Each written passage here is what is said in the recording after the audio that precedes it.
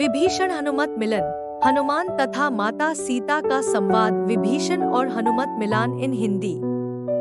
अशोक वाटिका में सीता माता तथा हनुमान संवाद। रामायण। हनुमान विभीषण संवाद। संपूर्ण रामायण की कहानी। 100 योजन की दूरी तय करने के बाद हनुमान जी लंका पहुंच जाते हैं। लंका पहुंचने के बाद हनुमान की पहली भेंट लंका के द्वार पर पहरेदार एक राक्षसी से होती है, जो कि स्वयं लंका नगरी होती है।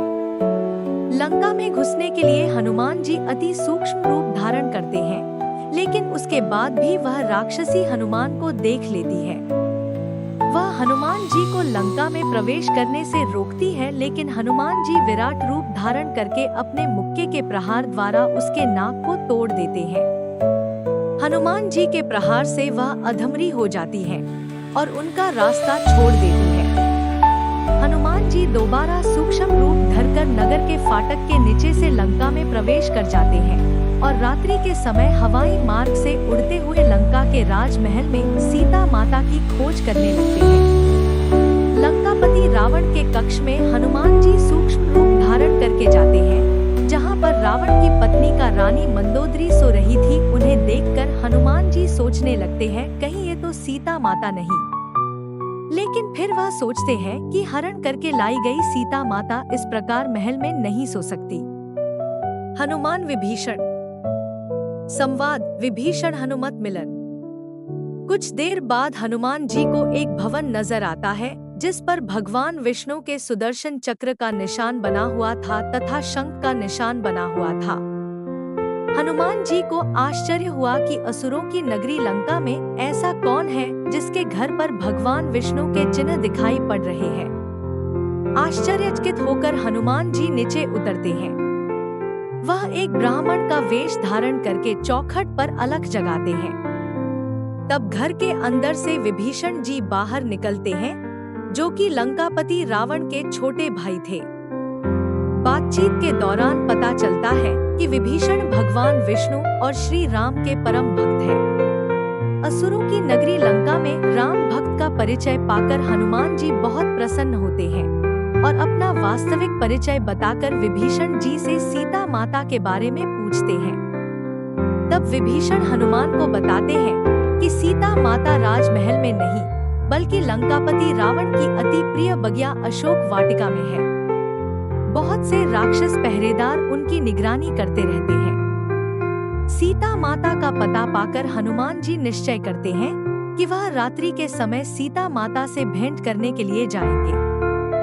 अगले ही दिन हनुमान जी रात्रि के समय सूक्ष्म रूप धारण करके लंका की अशोक वाटिका में पहुंच जाते हैं और एक पेड़ के ऊपर छुप कर देखने लगते हैं। तभी उन्हें लंका के राजा के आने की उद्घोषणा सुनाई देती है। लंका का राजा रावण अशोक वाटिका में आता है और अशोक वाटिका के बीचों बीच एक पेड़ के नीचे साधारण वस्त्रों में बैठी एक स्त्री नजर आती है, जिसके पास जाकर लंका का राजा रावण विवाह का प्रस्ताव रखता है। रावण की बातों से हनुमान जी को यह ज्ञात हो जाता है कि वह स्त्री ही सीता माता है, जिससे रावण विवाह का प्रस्ताव स्वीकारने के लिए कह रहा है।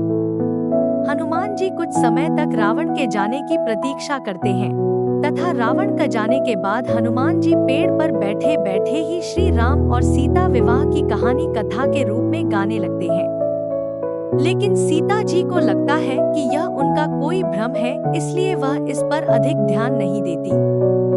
तब हनुमान जी श्री राम द्वारा निशानी के तौर पर दी गई मुद्रिका नीचे गिरा देते हैं, जिसे देखकर सीता जी को यह आभास होता है कि वाकई में कोई श्री राम का दूत उनका संदेशा लेकर आया है, क्योंकि यह वही मुद्रिका थी जो सीता जी ने स्वयं श्री राम को खेवट को देने के लिए दी थी। सीता माता से पहली भेंट, हनुमान तथा माता सीता का संवाद। तब माता सीता पूछने लगते हैं कि कौन है जो उनके पति श्री राम का संदेश लेकर आया है, कृपया करके मेरे सामने आइए। तब हनुमान जी पेड़ से कूदकर नीचे आते हैं तथा सीता माता को प्रणाम करके कहते हैं कि हे माता, मैं प्रभु श्री राम का दूत हूँ। अब अपने सामने एक छोटे आकार के वानर को देखकर सीता जी को यह लगता है कि यह रावण की कोई चाल है, क्योंकि अगर श्री राम का कोई दूत होता तो वह मनुष्य रूप में होता। हनुमान जी के वानर रूप में होने के कारण सीता माता को भ्रम हो रहा था। तब हनुमान श्री राम द्वारा दी गई मुद्रिका की बात उनको बताते हैं, जो कि केवल श्री राम और सीता जी को पता थी। हनुमान के इस कथन से सीता जी को हनुमान पर विश्वास हो जाता है कि वह वास्तव में ही श्री राम के कोई दूत है।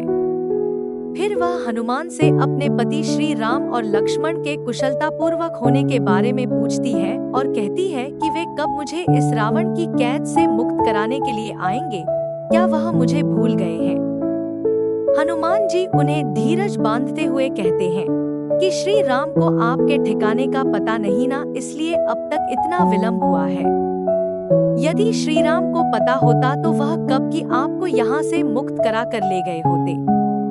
तब हनुमान जी सीता माता को अपने साथ चलने के लिए कहते हैं, लेकिन देवी सीता अपने पत्नी धर्म के पालन हेतु पर पुरुष के साथ स्वेच्छा से जाने के लिए मना कर देती है। तब वह हनुमान को अपनी चूड़ामणि निशानी के तौर पर देती है और कहती है कि श्री राम ने मुझे यह विवाह के समय दी थी।